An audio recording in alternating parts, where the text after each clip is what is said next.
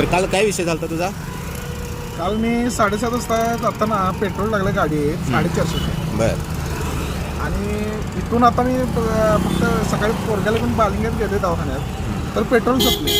माझी गाडी कायम ऑनवर असते आणि रिझर्व लावलं पेट्रोल टाकतोय. पेट्रोल टाकल्यानंतर गाडी माझी फक्त 5 किलोमीटर गेली. अच्छा. त्यानंतर मला शंका आली, मी 450 पेट्रोल म्हणजे नाही म्हणलं तर 4 लिटर पेट्रोल माझ्या गाडीला आहे. ॲव्हरेज 50 म्हणला तरी 200 किलोमीटर माझी गाडी चालायला पाहिजे. बरोबर.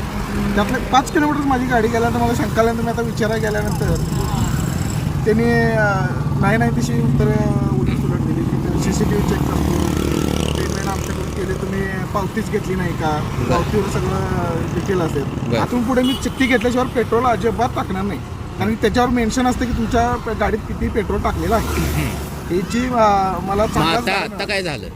आता मी त्यांच्याकडे परत गेला असता, त्यांनी CCTV वगैरे सगळं चेक केल्यानंतर त्यांनी फक्त आणि फक्त 50 रुपयाचं पेट्रोल माझ्या गाडीत टाकलेलं आहे, एवढीचीच नोंद आहे त्यांच्याकडे.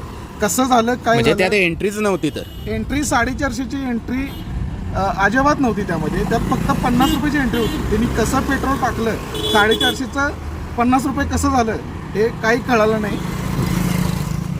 म्हणजे लक्षात ठेवा की अशा गोष्टी होतात. तुम्ही चेक करत नाही, एक तर स्क्रीन चेक करायची असते. स्क्रीन चेक करणे, झिरो आहे काय हे चेक करायचं आणि मगच त्यांना पेट्रोल टाकायला लावायचं. हा माणूस बळी पडला आहे पण तुम्ही बळी पडू नका. इव्हन त्याचे पैसे आता दिलेले आहेत त्यांनी, 400 रुपये दिले. 50चं पेट्रोल टाकलेलं आहे त्यांनी सांगितलं. CCTV तर आम्ही बघितलं, चेक केलं सगळ्या एंट्र्या. त्यामुळं आम्ही तर पैसे घेतलेत आमचे परत. तुला काय बोलायचं आहे?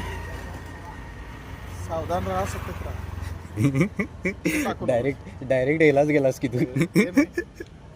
चलो.